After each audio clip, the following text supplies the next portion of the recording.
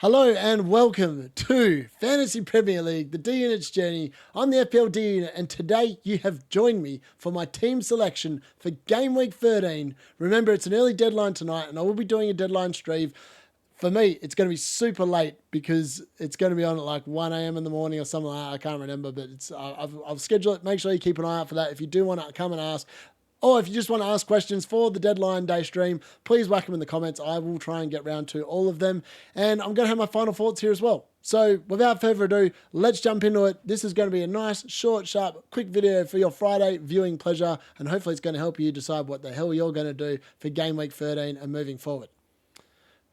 All right, so my final plugs for Game Week 13. Haaland has to go.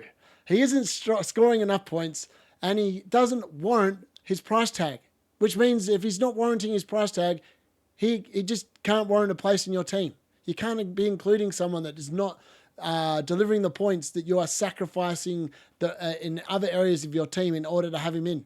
I mean, he's 15.1 million. By the time this video goes live, he's probably 15. He's due to drop in price the next couple of days, which is insane. So 15 mil, it's a lot of money. If, for example, Pedro is 5.6 as of writing. He might be 5.7 by the time you get this video, but he cost you almost 10 million less, like 11 million less. Sorry, 9 million less. Oh my God, can't add.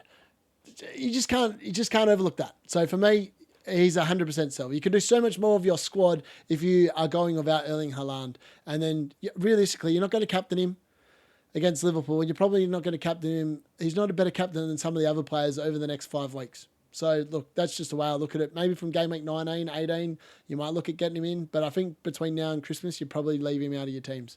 Until Man City get on a run and they get rolling, I think that it's just too hard to back him in. I know he's getting lots of XG numbers, but he's just not really backing it up in terms of his actual goal output. I know he scored twice in the Champions League, but that's the Champions League.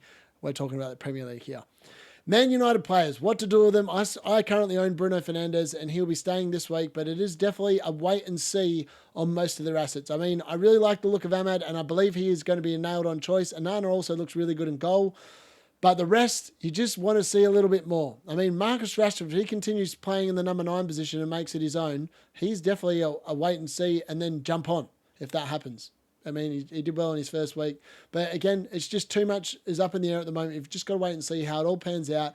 It's going to be, I'll probably wait until after the City away game before you jump on any other United assets, just because of the fact that it is fraught with a lot of risk. You don't know how they're quite going to line up and how they're going to work.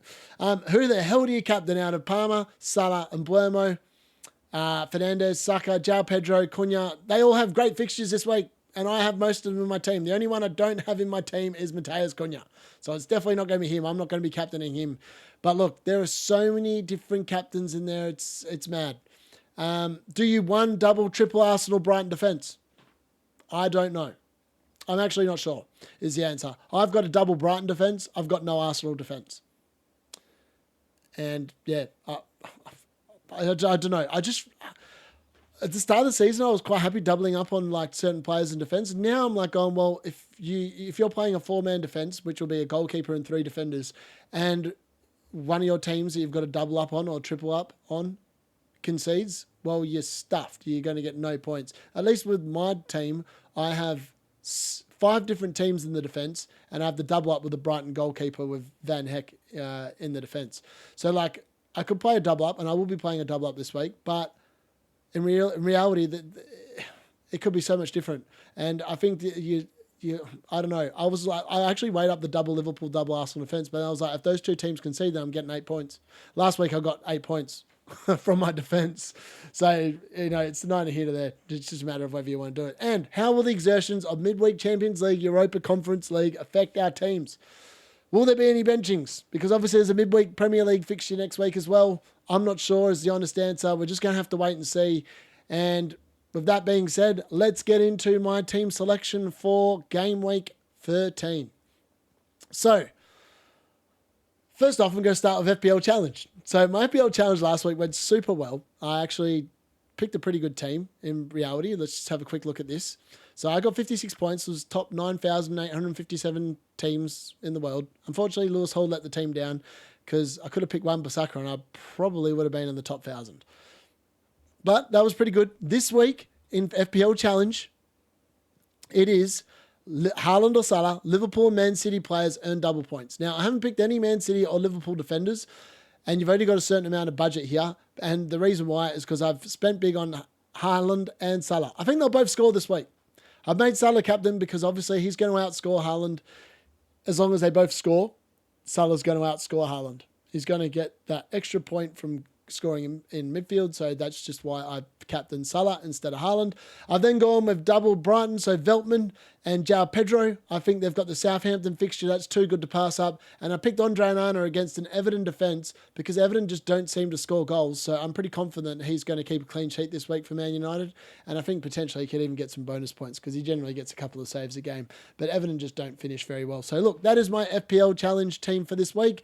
On to my actual fantasy team, rude to forget United. So I'm currently sitting on 116,052 worldwide rank. So that's pretty good. I think I'm in the top 1% still, or again. So I'm pretty happy with that. 760 points in total.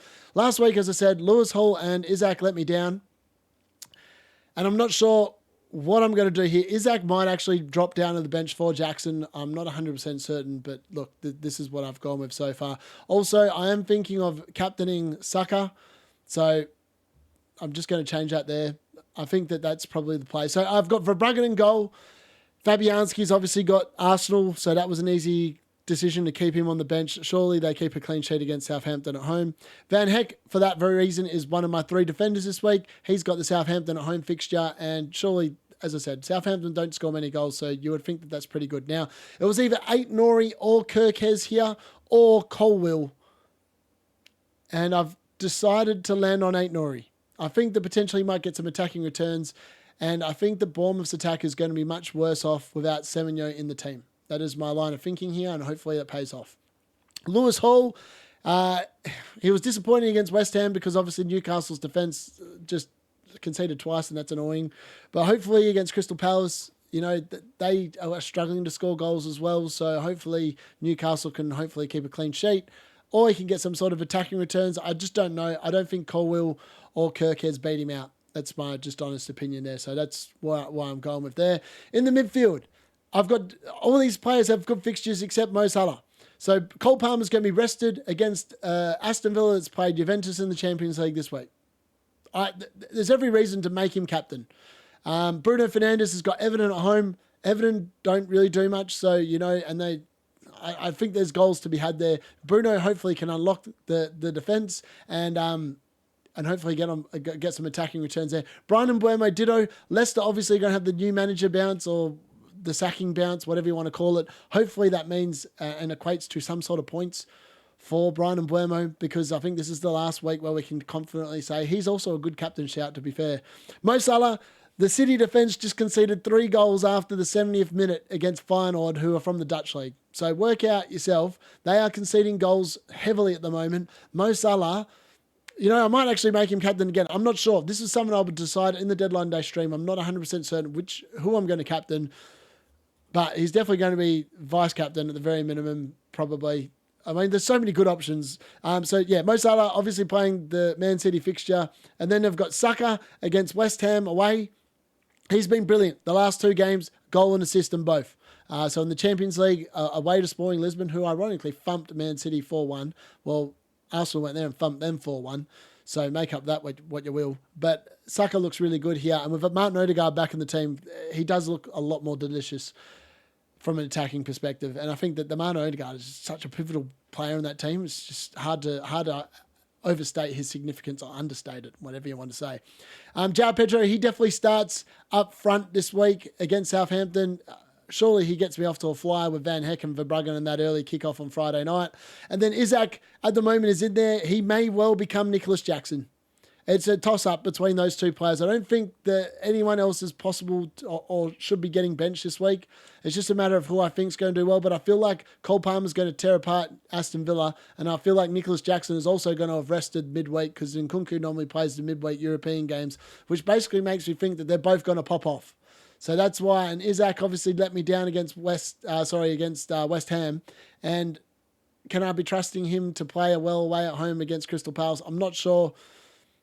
Really, realistically, he may actually end up on the bench for the next 2 weeks, Isaac, because the fixtures for everyone else, provided there's no yellow cards or whatever, are really good. So, look, at the moment, that is definitely open to interpretation. Let me know in the comments if you think I should be starting Nicholas Jackson or Isaac, or if I should be benching someone else at that forward 8. Because I honestly don't know. Last week it was impossible to work out, and Pedro sat on my bench and got me 12 points on the bench, and I couldn't bring him on. And there was Isaac and Buemo, Fernandez and Palmer who all blanked last week. So look, it's hard to read. I've made my team difficult to read. It's a decision every game week at the moment of who I play in defence and in the midfield and forward positions. Who misses out there? Which one of those 8 players misses out every week? Maybe I'll make myself a little bit easier and drop a midfielder to a bargain basement one, and that would be the one that would always miss out. I'm not sure. So yeah, Colwell and Kirkes, let me know if they should be starting over Ait-Nouri or Hall. I'm open to suggestions there, but that is my team going into game week 13. And hopefully I'm going to continue getting a green arrow. I mean, I like to think that last week I set up my wildcard team so I don't have to make a transfer, and I'm not making a transfer. And then next week I have obviously got the 2 transfers. So next week, potentially, Brian and Buemo and Bruno Fernandes may become Jared Bowen and Martin Odegaard, because I can afford to do that next week. And then I'd actually have a little bit of money put into the bank. Or I could go next week, potentially, I could go a Brian and Buemo or Bruno Fernandes down to Matoma, and then Van Heck, because obviously I've tripled up on Brighton, Van Heck could then become Jurriën Timber from Arsenal. So those are my forward-thinking plans that I've thought about. But depending on how this week goes, and if I see enough from like Man United or Brentford, those players might actually stay. But those are definitely the ideas I've got in my head potentially for game week 14, the midweek games. I just really like the fact that this team always play 90 minutes. Like all these players in here, other than João Pedro and Lewis Hall, is potentially a bit of a minute's risk. But everyone else is guaranteed to be playing 90 minutes pretty much every game week. So it means that I'm in a luxury position. I don't have to just knee-jerk and do bad decisions. I know I've got a couple of yellow card type rotes. Nicholas Jackson, Ait-Nouri, both on 4 yellow cards.